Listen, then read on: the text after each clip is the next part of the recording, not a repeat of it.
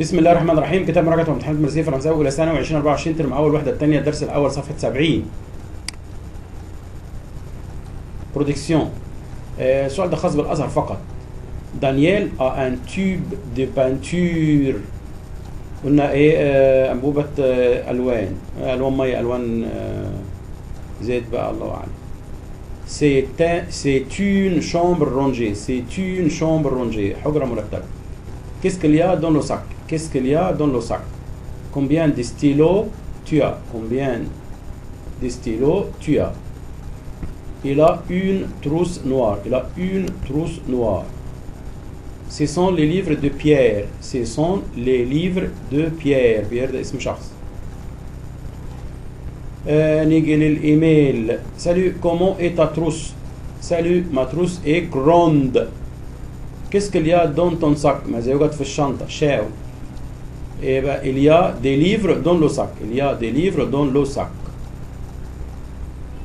Bonjour, quelle est la couleur de ton sac à dos? ما لون الشنطة؟ Comment est-il? Comment est-il? Au revoir. Bonjour, mon sac à dos est bleu. شنطة مزقة. Il est grand. كبيرة. Décris ton sac à dos et ta trousse. هو اتنين في بعض. اوصف الشنطة والمقلمة. أنا جايب لك كلمتين grand وانكيت. شنطة علم. Mon sac à dos est grand. كبيرة. Il est bleu. زرقاء. J'ai un kit dans mon sac à dos. عندي شنطة عدة في الشنطة بتاعت المدرسة.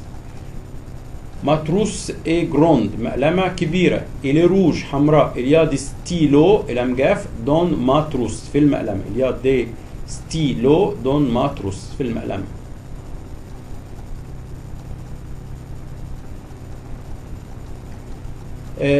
décris ta chambre. اوصف حجرتك. بيرو رونجي. Ma chambre est grande. حجرتي كبيرة. grande. Il est rangé. مرتبة. Il est rangé. مرتبة. قلنا rangé للأشياء. Il est meublé. meublé يعني فيها أساس، يعني سرير ودولاب وكرسي ومكتب وكذا. Il est propre. نظيفة. Il est propre. نظيفة. J'ai un lit. عندي سرير. dans ma chambre. في حجرتي. J'ai aussi عندي أيضا un bureau. مكتب. et une chaise وكرسي.